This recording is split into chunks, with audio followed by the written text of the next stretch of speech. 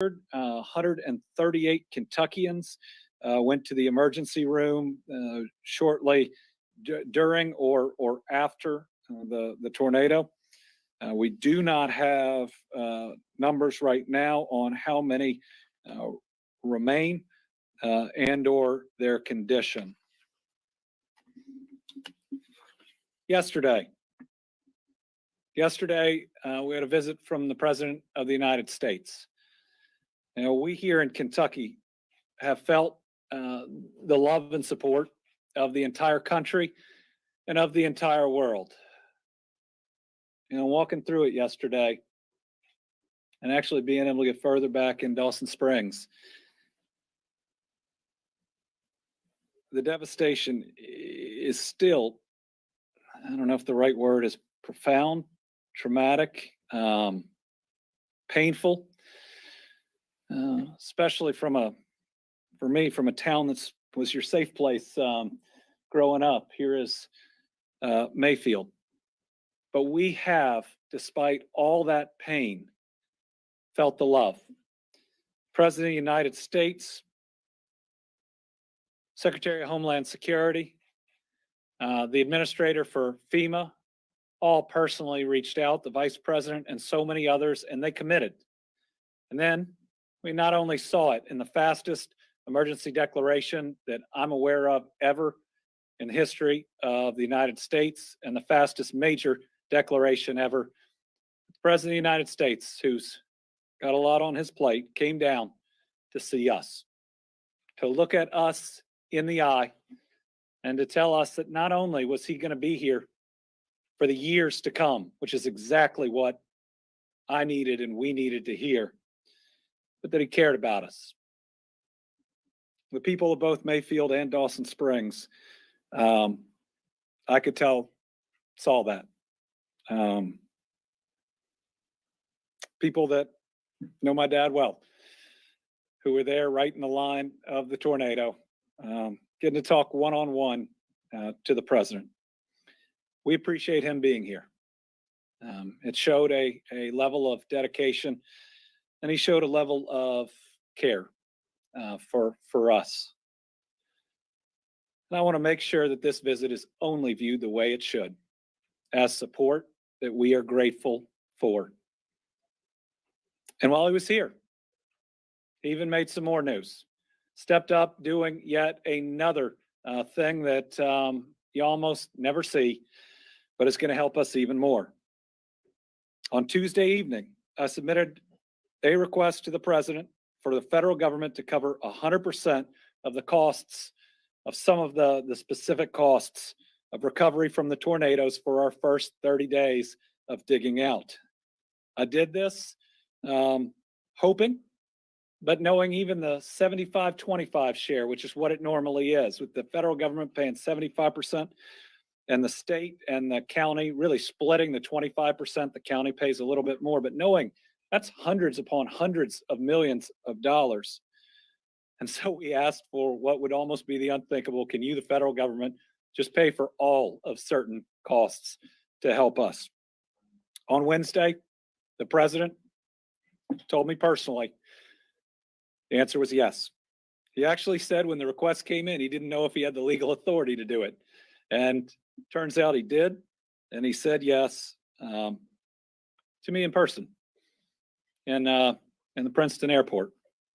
The 100% cost share will cover assistance for debris removal, emergency protective measures, and direct federal assistance. That is going to be a huge amount of money. And that's going to free up other dollars for us for the months and the years to come. It's going to give us the tools we require to help and to dig out. You know, in Mayfield, there was something therapeutic about not only having the streets been cleared, which they have been, but actually watching. And I saw this in Bremen too. The chaos, the devastation being put into a dump truck and taken out of town. That was special in Mayfield. We're not seeing as much yet in Dawson. I know it's picking up. And this is going to help cover all of that. You know, I look forward in the weeks to come when, while we won't have rebuilt, that people can walk down their streets without rubble on the sidewalk, where they can get a better picture of what things can look like as we move forward. Whether it was yesterday's visit or this new 100% coverage, federal government has done absolutely everything that we have asked them to do, and we've asked for some things that were hard for them to say yes on. Got a number of other updates. Just a few more pieces that Director Dossett will cover on the 100%. Eligible applicants are not only state government, but local government as well. It's funded through the Public Assistance Grant Program. After 30 days, the cost share reverts to the 75-25. I can guarantee you we're going to be asking for something different there when we reach it. In other great news, FEMA is on the ground. I think between what they have helping us in Frankfurt and on the ground there, over 700 people. I think it's one of the biggest, most robust responses that we have seen. And they are walking house to house, though the houses aren't standing. And already processing claims. Online, and I'll go how to do it, or with people walking around. We've already have 5,500 registrations in the system. And I can't believe this, but they've already made payments from FEMA. We've got at least $550,000 that have gone out the door. We're on day 6. There will be millions that go out the door, but it is incredible. I was surprised when I heard this morning that money is already going out the door. That is really special. Let's show the slide about ways that you can sign up for disaster assistance. And Director Dossett's going to go over this again. First, there's disasterassistance.gov. It's available 24/7. We have seen significant signups on it. It can be used to register for disaster assistance, but also to check your application status, which you can in real time. Okay, there is a slide that goes through the 3 different ways to do it. One is the, hold on just a second. We'll go over the second part. If you can't get online, you can call these numbers, 1-800-621-3362 or 1-800-621-FEMA. It's available 7 a.m. to 1 a.m. Monday through Sunday. Live agents are available to help you begin your claim. They will help you over the phone. And then there is the FEMA mobile app that you can download. It's available 24/7. You can get it through both the Apple App Store and Google Play. It can be used to register for disaster assistance, check application status, and you can even upload different documents that you would need. Additionally, FEMA has registration intake centers open. So you can go online, disasterassistance.gov. You can call these phone numbers. You can also download the app. You can talk to a person walking through the neighborhood. They all have iPads. They're taking the pictures that you would otherwise have to take if they're there, or you can go to any of these locations. In Hopkins County, the FEMA Mobile Registration Intake Center is at 960 Industrial Park Road. That's in Dawson Springs. It's 8 a.m. to 5 p.m. And that's because there's a curfew there. This is when people can come in and help people. In Graves County, it is at 1102 Paris Road in Mayfield. Again, 8 a.m. to 5 p.m. Muhlenberg County, I think we're going to be able to handle through the canvassing. It's a small town hit really hard. I'd say I was really impressed by the mayor, by Curtis, or county judge, who I've known forever, former sheriff, their fire department, and everybody else. I mean, they've got so many people out there helping other people. It was really special to see. And in Warren County, it is at 2565 Russellville Road in Bowling Green, 8 a.m. to 5 p.m. On social media, we will get a listing of those locations up. All right, as an update on our state parks, we have opened them up to take our people in. And as we walked around, as Brittany, who's over here, I keep looking over, walked around both. Question we'd always ask people is, where are you staying? And if they were sleeping on somebody's couch, we were telling them, come to our state park and let us take care of you. I got to speak to some people that are out at Pennyrile, and they said they're taking great care of everybody out there. So we announced that our state parks would provide a minimum stay of 2 weeks for anybody displaced by these tornadoes. And by 2 weeks, I was trying to make sure that everybody knew they didn't need to worry about tomorrow. Today, we're extending that minimum to 4 weeks. In the very least, we'll house you a month. And listen, if there's somebody who has a reservation, whose house has power and they're warm, if we have to, we'll cancel their reservation. For those of you that don't have that warm home to go home to right now. Right now, we are housing 610 displaced Kentuckians and 176 first responders. We do have room for some more. We have 9 rooms available in Kentucky Dam Village. They've got 89 displaced Kentuckians and 155 first responders. Ken Lake, we have 12 rooms available. We got 146 displaced Kentuckians and 8 first responders there. At Lake Barkley, we have 1 room available. That's got 212 displaced Kentuckians, 13 first responders. This is where we moved an entire shelter there. I think when Secretary Berry first contacted the minister, he thought it must be a scam because we were going to take in that many families and provide them stable housing. Pretty special, and I want to thank that congregation for helping those people.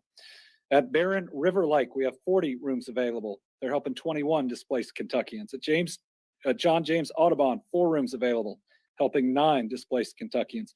At Pennyrile, we have 1 room available, which must have opened up, meaning somebody's got kin that have taken them in. We have 129 displaced Kentuckians. We got a lot going on out there, which is pretty special. At Pennyrile, the police department for the city of Morganfield coordinated a gifts and a Santa visit. I think they're going to see Santa more than a few times at our state parks. And a special thanks to T-Mobile for donating cell phones with 30 days of unlimited talk, text, and internet. Sinking Fork Church also provided lunches for families out there. And then at Rough River Dam State Resort Park, we got 44 rooms available. We're currently housing 4 displaced Kentuckians. I think that we got a lot of volunteers too that are out there. These aren't just our state employees taking care of folks. We got as many folks as we have asked for that have come and helped out. A little bit on some other pieces. On the transportation cabinet side, we believe most all roads in every displaced area are now cleared enough to get through.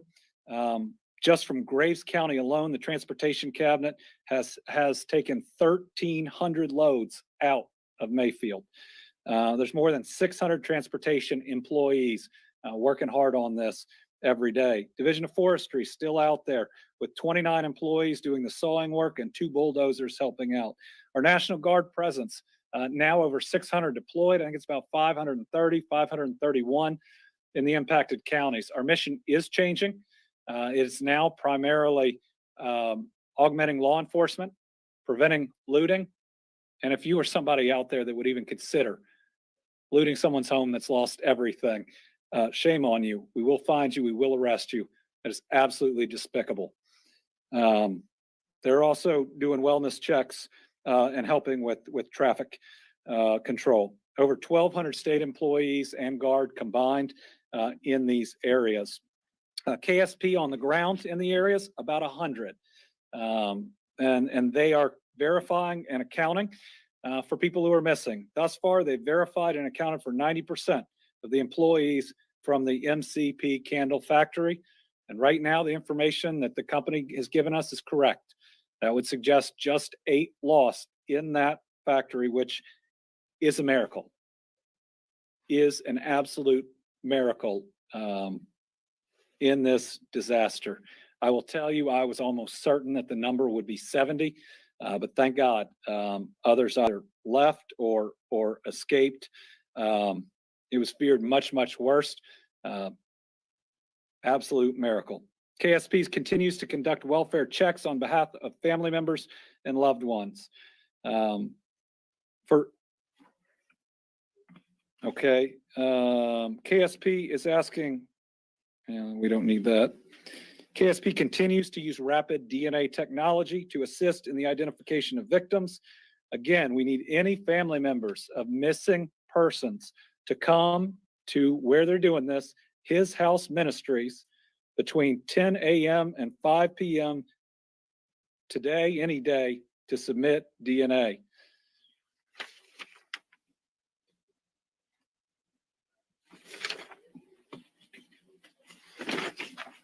Okay. A couple other things on helping people with services. I signed an executive order waiving fees for disaster victims needing to replace lost operator licenses, permits, and state ID cards. That means there will be no fees as we are able to replace those. Transportation Cabinet will be setting up temporary credential issuance station. This is going and getting your permits and your licenses in Mayfield at 355 Charles Drive. So you need that driver's license replaced, your real ID replaced, 355 Charles Drive. 2 pop-up driver's licensing units will be ready by 8 a.m. Monday, December 20th, and will operate each business day through the first week of January. Also, we will have a temporary driver's licensing station in Dawson Springs when the location is identified. No transportations hauling food and water from Fema to impacted areas. Again, all state routes are passable. 70% of county and city routes in and around Mayfield are now passable. So a very good job there. We have a lot of different power numbers. I'm going to let Michael Dossett give his in a minute. It's really hard though, because we can restore the main power lines, but then there are still so many that are out there. The TVA has been doing really good work. Their overall power system remains stable and secure. They have restored power to 18 customer connection points.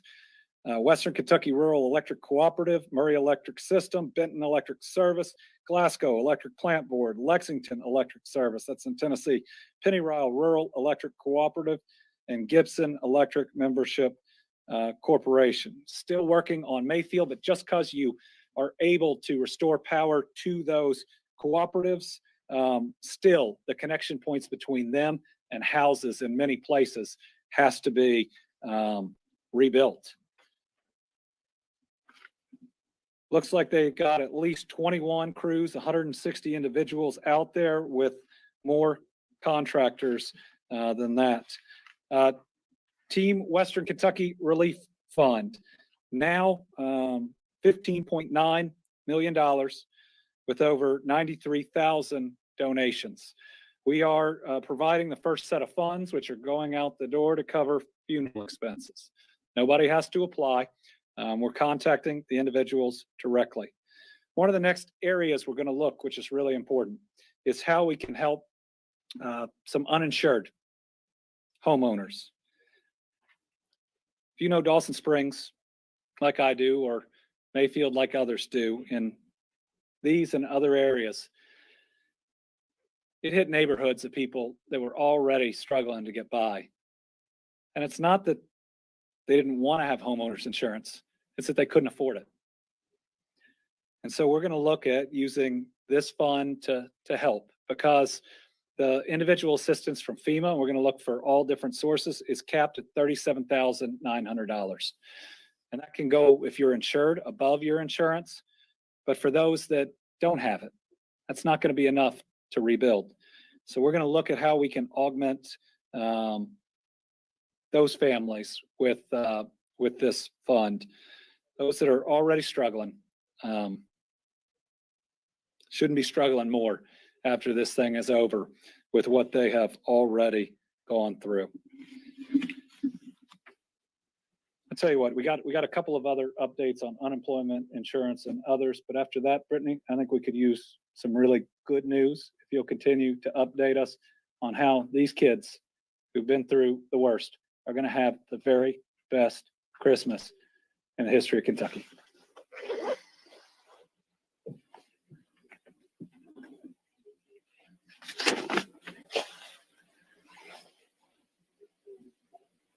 Good afternoon. As First Lady, I was left speechless at the heartbreaking images of entire communities left grieving after this natural disaster. But as a mother, my heart ached, especially for those youngest Kentuckians among us, for whom the holidays are a particularly magical time of the year. So on Monday this week, I announced we're teaming up with our #1 partner, Santa Claus, who's going to help us launch the Western Kentucky Toy Drive. It's an effort to collect new unwrapped toys, books, games, electronics, and $25 Visa or MasterCard gift cards for the children of Western Kentucky. This morning, I visited Broadbent Arena in Louisville, which is our largest donation hub. I was overwhelmed and left speechless. It's incredible the way that people have responded to this call. I was delighted to be able to help load some of the boxes with toys that had been donated. There were volunteers there who, there was one elderly woman who had gone yesterday to drop off toys, and she's still there. She is still helping to unload and sort toys. Just while we were there, I think 3 trucks full of Amazon deliveries showed up, as well as a semi. I'm speechless. These children and their families just deserve it, and it's so heartwarming. So while we are still collecting toys, we have to shift from the collection to the delivery of these items. Specifically, we are in need of gift wrapping supplies, as well as more $25 Visa or MasterCard gift cards, and items for older kids and teens like electronics, video games, athletic gear, and bikes. And of course, books and art supplies are always needed as well. We will continue to accept donations until Saturday, December 18th. If you are able to contribute, please visit firstlady.ky.gov/toy drive to find the location nearest you. I think it's also important to remember that every donation counts. It is not too small or too large. There will be a child with joy because of your thoughtfulness. These tornadoes and the loss they inflicted would have been devastating regardless of when they happened, but the proximity to the holidays just somehow makes it a little more painful. To everyone who has contributed so far, to the staff and the volunteers who have made this effort possible, thank you. Thanks.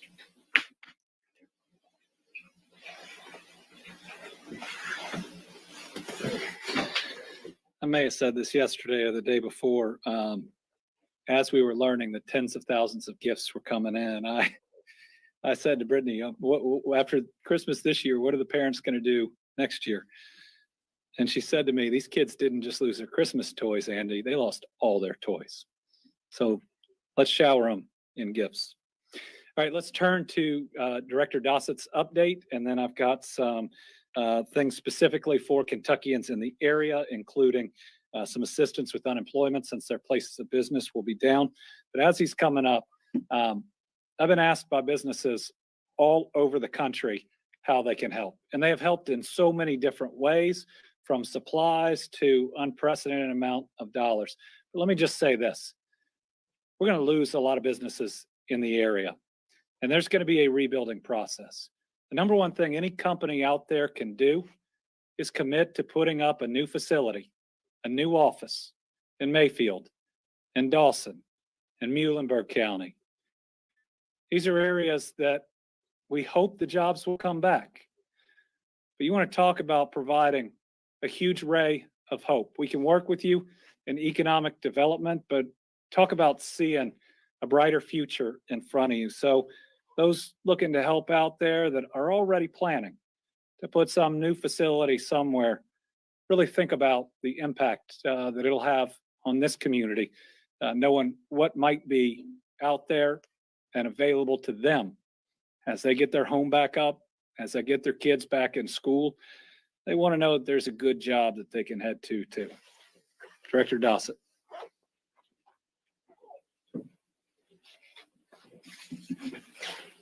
Thank you, Governor, and good afternoon. Let's start with the warning slide first. So just a little historical reference. You can see the track here of the tornadoes, and these are the main tracks. Each one of these colored boxes are NWS warnings, and they come in a variety of different patterns. The most severe are obviously tornado warnings or severe weather warnings. And you can see the tracks that they have taken. These began, and I'm only showing you the warnings from 0 hour, which was somewhere around 8:30 p.m., all the way through the end of the storm track. And during that period alone, there were 92 NWS warnings put out all over the state. And they ranged from radar indicated tornadoes to severe weather to squall lines and flash flooding. So this is the impact area and why this was. The next slide indicates some of the tracks, and it only indicates two of the main tracks. The National Weather Service is still looking at the impact.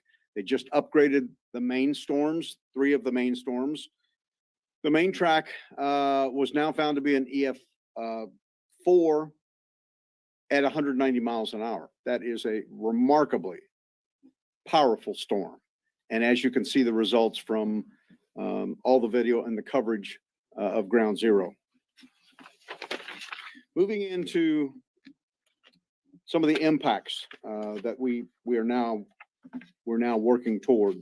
So total declarations, there are 23 counties that have declared during the storm.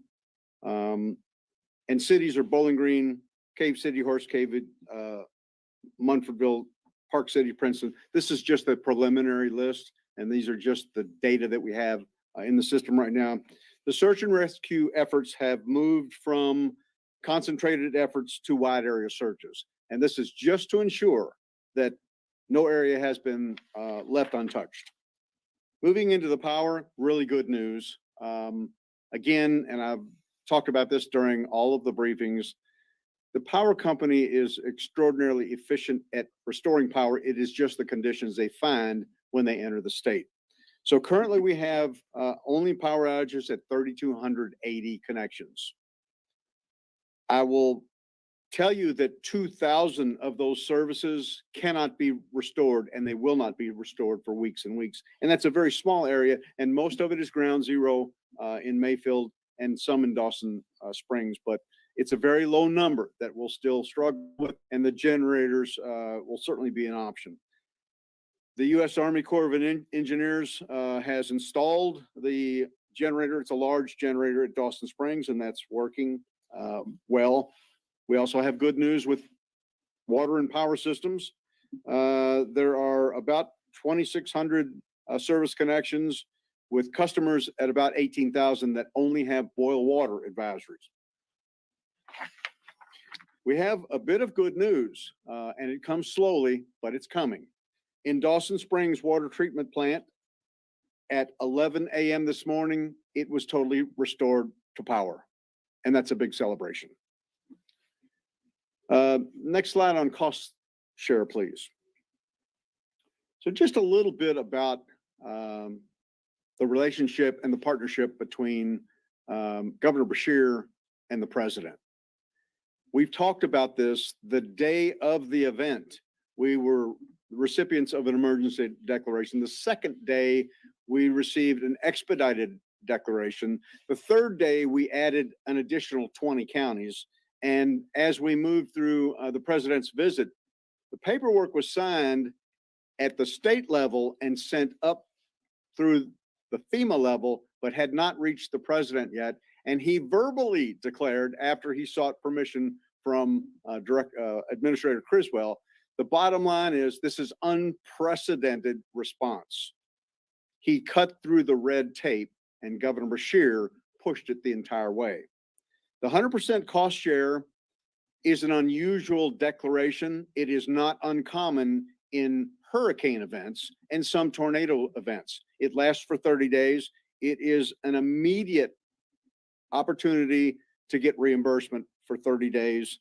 And it involves one of the largest expenses and one of the largest reimbursement opportunities for this entire disaster, and that's debris removal, along with emergency medical, emergency protective measures. So FEMA's on the ground in our hardest hit counties. They currently have 400 personnel on the ground across the Commonwealth in all of the counties that have been hit. And they're expanding that footprint. There'll probably be, by early next week, there'll be 700 folks of all federal teams. FEMA's not the only team on the ground. And just to name a few of those, it is the USDA, the Environmental Protection Agency, the Department of Defense, including the Army Corps of Engineers, the Department of Energy, and the Federal Law Enforcement Bureau. We're getting opportunities and responses from the entire federal umbrella, and that's important to remember. We have requested and been granted what's called a Delta Food Package. This is 30,000 meals per day delivered every 3 days. And this is the daily output of what a large area disaster, and those are being allocated in most of our major cities. So this will go on. This request has been filed and will go on for 30 days. FEMA also has opened the mobile registration centers. The governor talked to you about those locations. And there are three ways you can register, certainly online, a telephone number, and then the mobile centers will be announced. We're not giving out all the locations currently. It takes a few days for them to travel from other parts of the country. We'll be putting many of those mobile centers into the impacted areas, and we'll publish a schedule as soon as it's available. So FEMA's also providing us tarps, COTS generators, infant kits, and pandemic shelter, along with water. Basically, what happens during this process is FEMA ships from Atlanta or one of their large warehouse areas down to Campbell or Wendell Ford. We then take possession of the commodity, and then we move it to a county staging area, and they distribute it in pods. It's a very succinct process. It works in every disaster. So that is currently underway. We have 10 shelters now open. They have about 500 of our citizens in there. The Red Cross has provided more than 40 products to hospitals in the impact areas. The Rubicon slide, please. So this is a success effort, and this is the roofing slide. Team Rubicon responds to disasters all over the nation. They respond to state requests and have done so a number of times, but this is an unusual request for them because Jeff Byard is their COO. We're good friends from the time that Jeff was in leadership in FEMA. He's taken over this position. He actually goes on site. The long and the short of it is they have tarping crews in our major areas right now. They're in Dawson, they're in Mayfield, and they're in Bowling Green. So this is just a photo of one of their crews. They do two types of tarping. One is an emergency roof tarping, where you'll see them cover the roof as they're doing now. And the other is salvage tarping.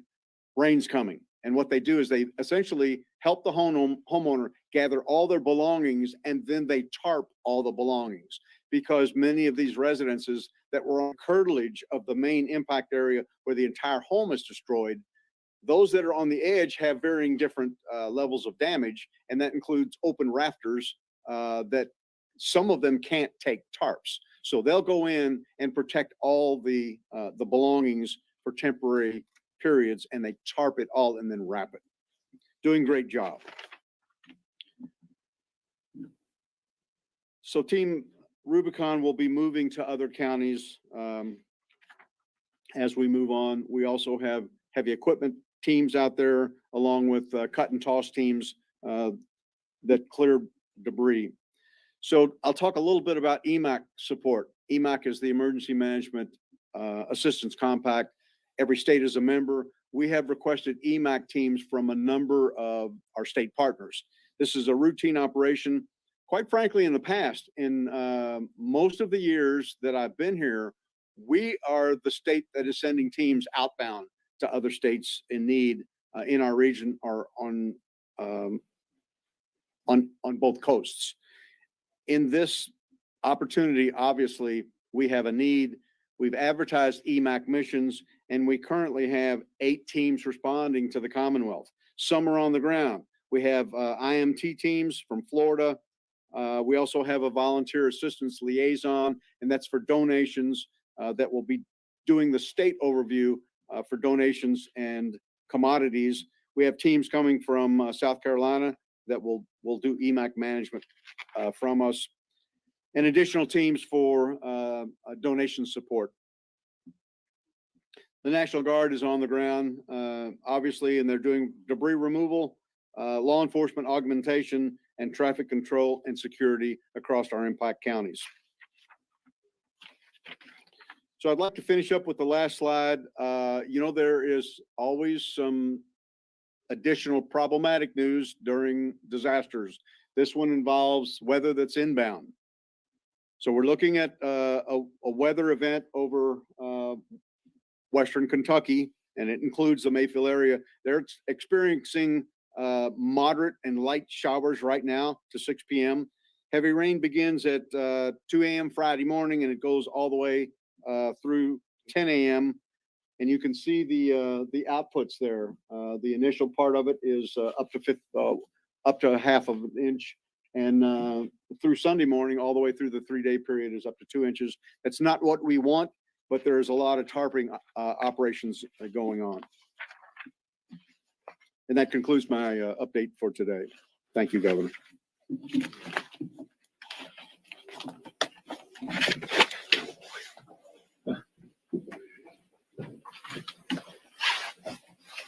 It's not right that people who've had their homes knocked down and are trying to salvage it are now having all this rain on top of it. It's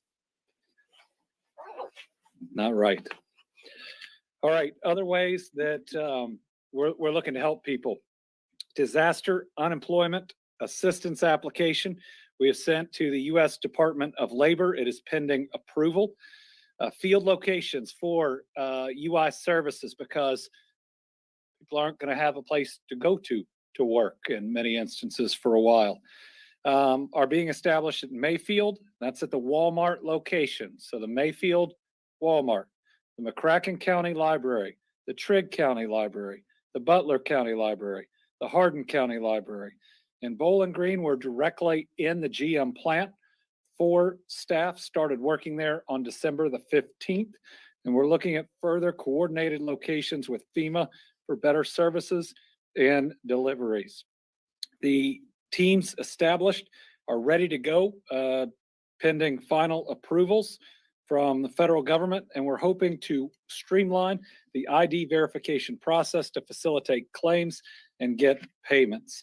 I'm going to be working on getting a waiver for the waiting week, because they'd have to wait a week.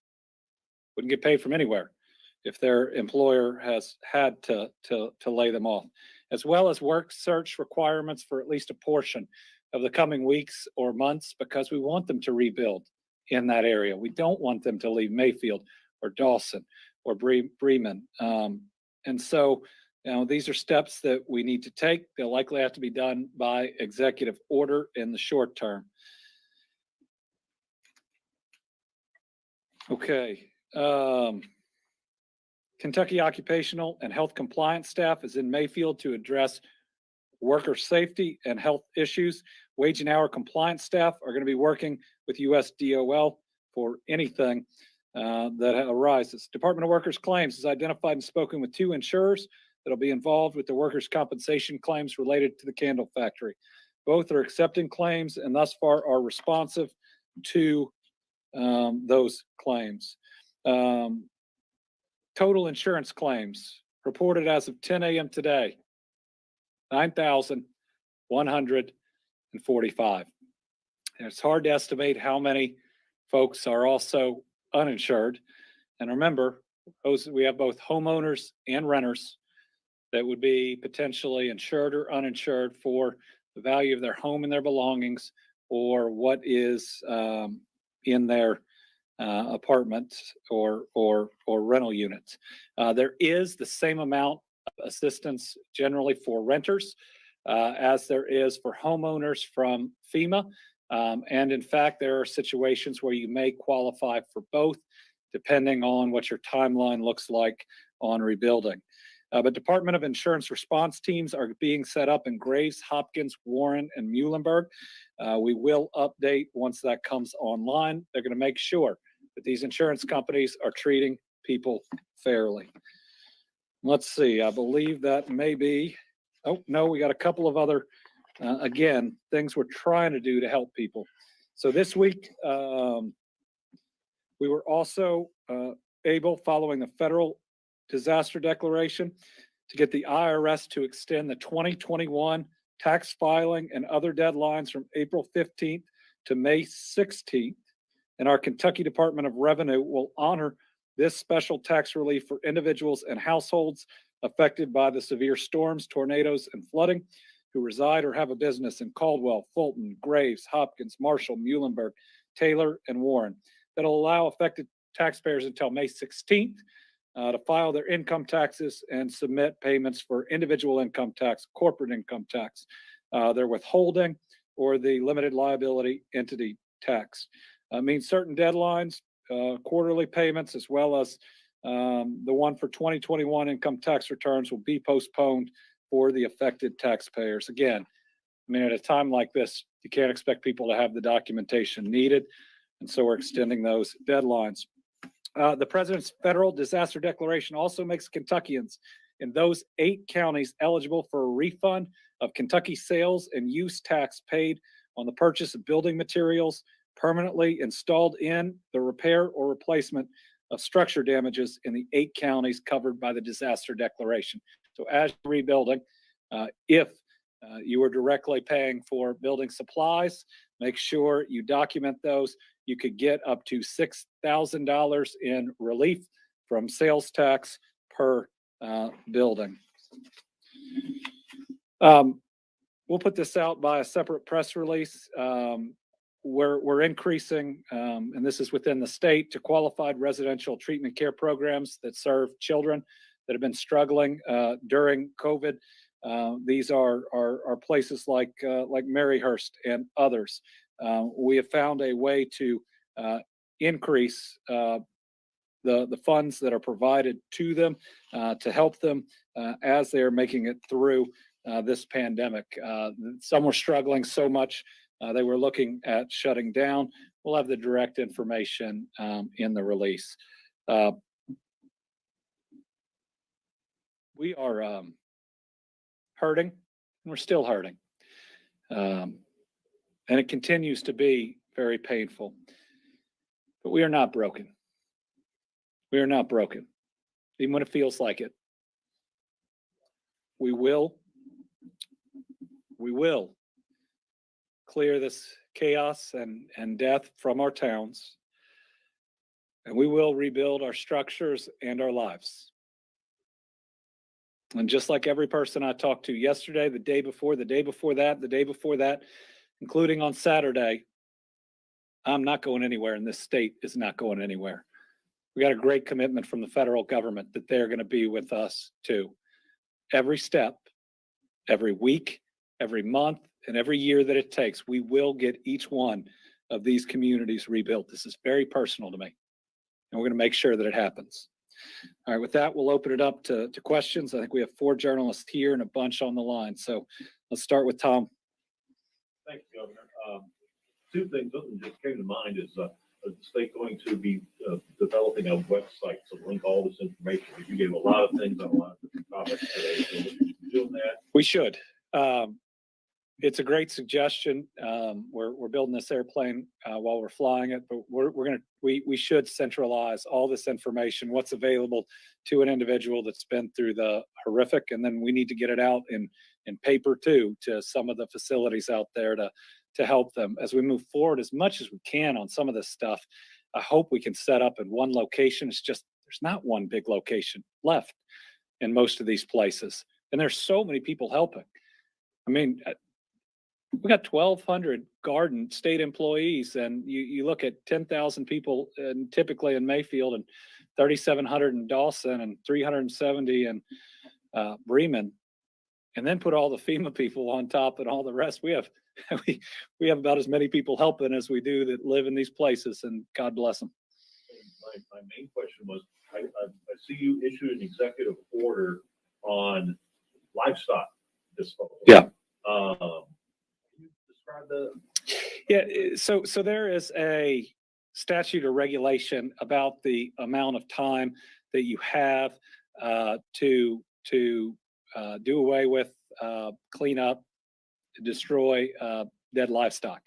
It's primarily dealing with disease, and we think it probably only applies to that. But there was concern that it could apply in this situation as well, and there are so many dead livestock that we know it's going to take more time. We are listening directly to our farmers. We know that there's going to be some long-term needs too. It's a farming community. You know, where do they get their feed from? Who do they typically sell to? What have the losses been there? So one of the early calls I made was that we needed USDA on the ground, and the federal government sped up how quickly that happened. Still working through all the rest of the needs, working directly with judges and their folks. We're going to find a solution to every concern. Carolina?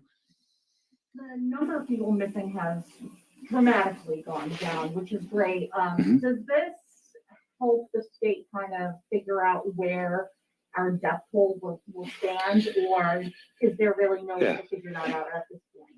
So every day that passes, the range of our death toll becomes more certain, and the likelihood that we will have significantly more death lessens. I am hearing at least rumors that we will add one today, and perhaps someone unexpected. Our number missing requires someone report them missing. And so there may be more that are out there. I hope that additional deaths that we see will be in single digits. They could come from people that we find. They could also come from people who are currently hospitalized. Though every day that passes, that the number doesn't go up or go up significantly is a good day, all considered. Certainly, as we get now some pretty close to certainty on the candle factory, that means our toll is first much less than I thought it would be. I thought we were going to lose about as many people in that factory as we have overall. So it's I think we're getting closer and closer to what that final number will be. Phil. Governor, do you have any thoughts about the litigation that's been filed about the candle factory, the allegations that workers were forced to work with the tornado on them? Yeah, I know litigation has been filed in the candle factory, but I don't have any independent knowledge of any of the allegations that are there. I did see it, and I've never seen anything like the total wreckage and steel and I mean big trucks that I say they're on the roof. The roof wasn't there. By the time I got there, and this is just an hour after daylight, there must have been 8, 10, 12. It's hard when you're trying to take it in. Backhoes and heavy equipment trying to pull things off of it. I mean, it's a miracle we only lost 8. I don't know what happened in there that night. I do know it was hit directly by one of the most powerful tornadoes I think we'll ever see on record. Lawrence. First, a quick clarification. The 75 number today, is that one more than yesterday? One above yesterday? Yes, it adds that individual in Bowling Green that is reported to have had a heart attack in the cleanup. We heard the president's public comments. Can you give us some insight into the private conversations you had about Sure. Kentucky? The president was very caring from the moment that he landed. I think he from our private conversations, 2 things were clear. Number one, that he genuinely cares, and that was evident. And it was evident when the Secret Service was trying to get him to go this way, and there was a family over that way, and it was absolutely clear. And second, that there is a full commitment by the federal government, even to do things that they've never done before to help us. We have gotten a yes on virtually everything that we've asked for, and the speed at which we've gotten them is incredible. So to him, to our FEMA administrator, to our Secretary of Homeland Security, and everybody in between, the federal response could not be better than it has been. Al Cross.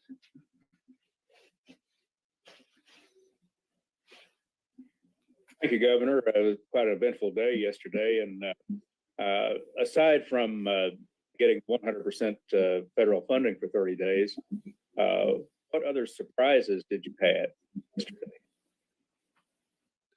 Yesterday?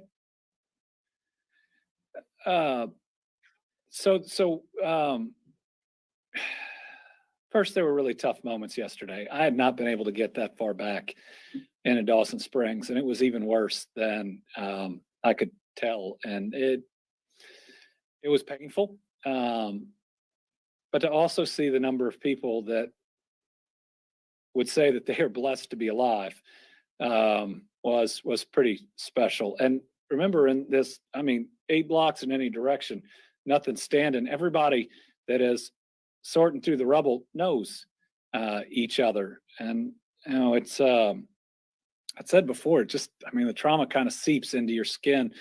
But I will say that having the president there and especially in Mayfield created an energy.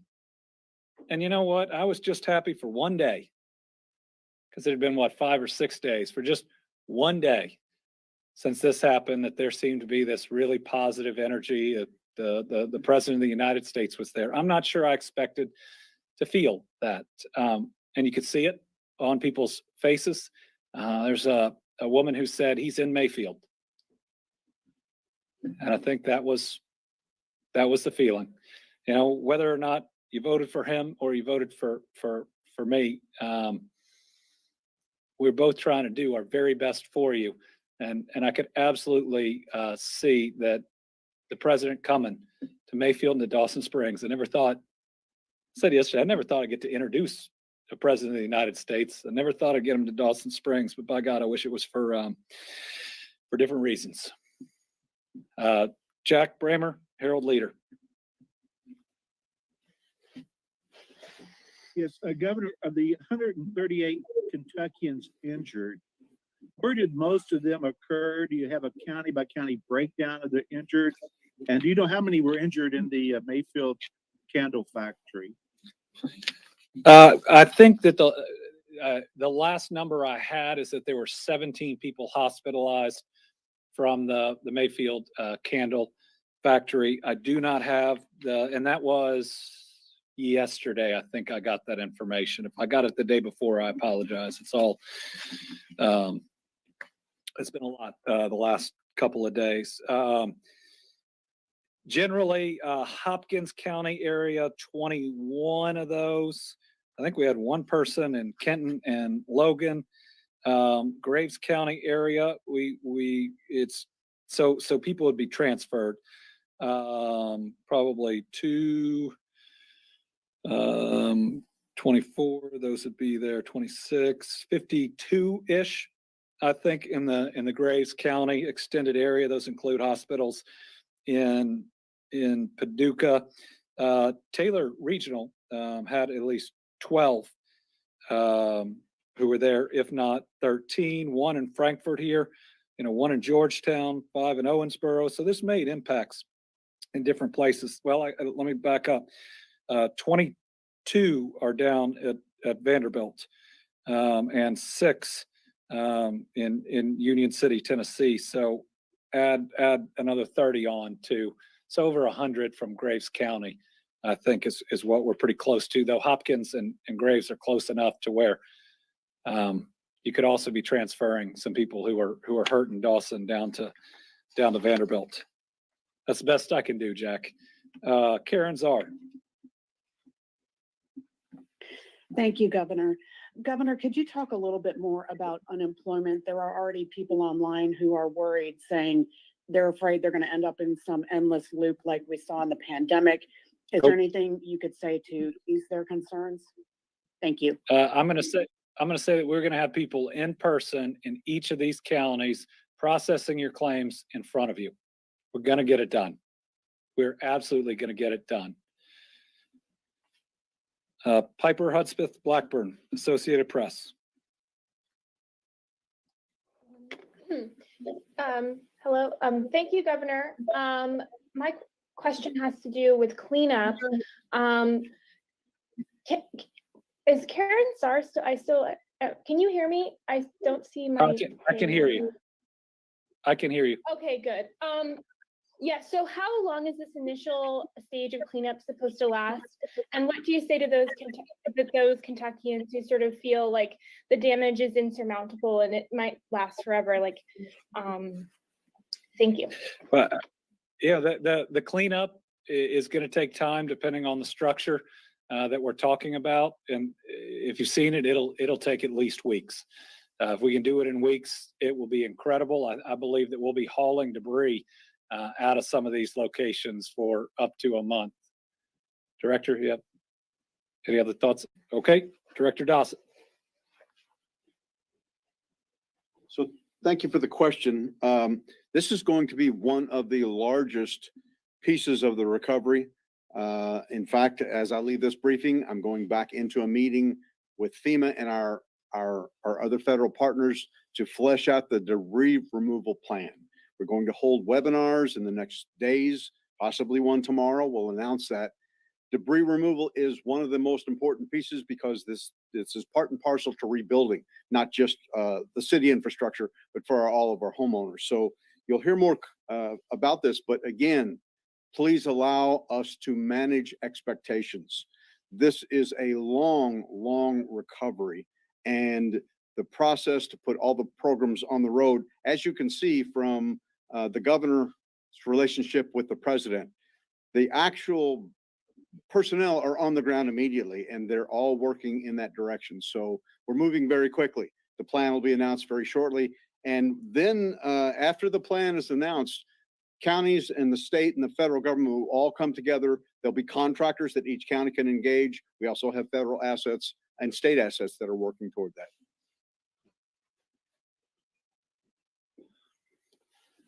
From being on the ground, it also depends on which place we're talking about. Bremen had dump trucks up and down the road. They were able to bring in from Muhlenberg County, already loading up.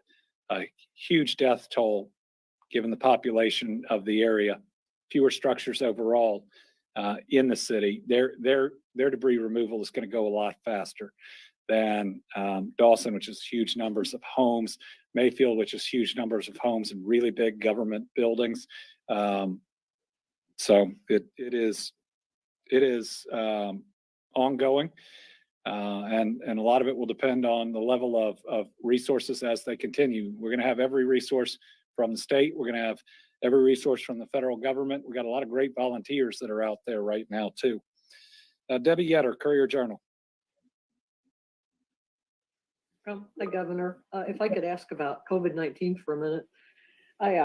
With Omicron spreading rapidly in more than 30 states now, has it been identified in Kentucky? And are you all worried about spread in this area affected by the tornado, with people possibly more crowded together, routines disrupted, and so forth? Yes, worried about spread in the area of the tornado. One of the reasons we're trying to get people out of a shelter and into a state park is we can create a little more distance. We can also give them a room of their own. I have not been notified of our first case of Omicron, but it's here. It's unquestionably here. It's already everywhere, and the speed is significant that it doubles in. The question of what it's going to lead to all depends on the level of infection and some questions that we don't yet know. First, they're trying to figure out exactly how much faster it spreads than Delta. It appears to spread faster, and how resistant it is to what level of vaccination. So those are two questions for how many people will get it. Other set of questions is how sick does it make you? Because, you know, it can still do a lot of damage, even if it makes you half as sick, but infects twice as many people. And so it's going to be those two levers that will ultimately tell us where we're going. Also, the amount of therapeutics and vaccinations and boosters we're getting right now will impact that as well. I mean, it looks like you've had both shots and a booster. If you get that, you're less likely to get it. And if you get it, you're probably going to be okay. I can't imagine that having both shots won't put you in a better place if you get it, about how sick you get in whatever spectrum of how deadly or how sick that it makes you. If you are unvaccinated, you've probably gone through Delta. It's been awful. And it looks like this thing could come right along behind it and reinfect you. So, I mean, please get vaccinated. If you've had Delta, I hope that it provides some level of immunity to you. But after what you've been through, why in the world risk that if you can get a series of shots that ultimately help you out? Corinne Boyer, WEKU. Hi, Governor. You mentioned a couple of challenges authorities are facing, like FEMA going door to door to houses that are no longer standing, and the need for family members of people who are missing to submit DNA. How are authorities responding to those challenges? And then there's some concern among communities about people who are undocumented staying in state parks. Is that a concern they should have? Thank you. Anybody who lost their home, we want to have a place to stay. Listen, if somebody has got kids and all of a sudden have absolutely no place to stay, I want them to have a roof over their head. So we're going to help people out at state parks that lost their home. How we're responding to the challenges, we continue to spread the word, which is the main way, to family members and across the region. Spreading it across the state is really helpful too, as they check in on people. The His House Ministries not only can also take phone calls about missing individuals, as can sheriff's offices and others throughout the region. So, you know, we know there are likely some other folks out there. We want to know about as many of them as possible. Most likely, that person that you think is missing is okay, but we can connect you to them. What was the other challenge? We'll get you an additional response if you need one. Hannah Saad, the Paducah Sun.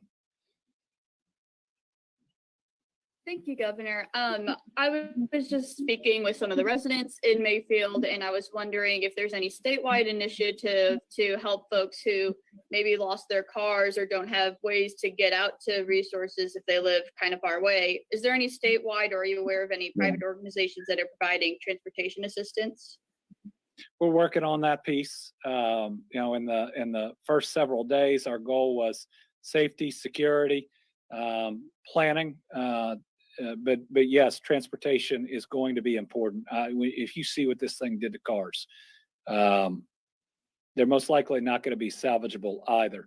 I do know that there are adjusters, if you are insured, that are on site, that are there. We do want to try to streamline that though for people. And then, you know, we've had folks reaching out about other things that they can do to help. We're going to be trying to connect some of those resources. Certainly, we can title a new or a used vehicle for folks as they replace it at any of these facilities that we're setting up. I mean, these folks don't have a driver's license likely. Their last car title, they're going to need to turn it in. They're going to need a new one as well. So that point's well taken. And transportation. Right now, we've used school buses to get people from shelters to state parks. Last question, Grace McKenna, WHAS 11.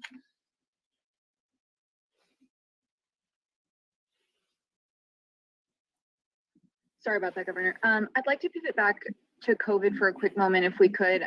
You know, coming up on the holiday season, I know we were all concerned about surges during the holidays last year. Could you talk about the role of the booster, in helping to prevent some of those surges, especially as we see Omicron starting to spread inevitably to Kentucky, like you mentioned. Yeah, Christmas is supposed to be a wonderful, special time where we celebrate a life and life itself, salvation, what is good in mankind, the hope. And then we have a new year where we make resolutions to be better, where there are new chances. They are supposed to be wonderful, hopeful, life-affirming holidays. And last year they were deadly. We lost a lot of Kentuckians through the spread of COVID-19 during those holidays. This year we don't have to. Last year you couldn't be fully vaccinated. Or it would have been very hard to be fully vaccinated by Christmas. This year, everybody can be. And this year we have a booster as well because waning immunity is real. I believe the largest single factor in what type of surge that we are going to see over the holidays and into the beginning of the year is how many people get their booster. If you do it, you're pretty well protected. You'll free up that hospital capacity if it comes in a crunch that others will need. So please, for the holiday season, if you haven't gotten vaccinated, go get vaccinated. Even if it's your first shot, go ahead and get it. It'll help. If you've been fully vaccinated and it's time for your booster, go get it. Don't wait until after the holidays. Go get it as quickly as you can. And then just think about the way you're holding your holiday gathering.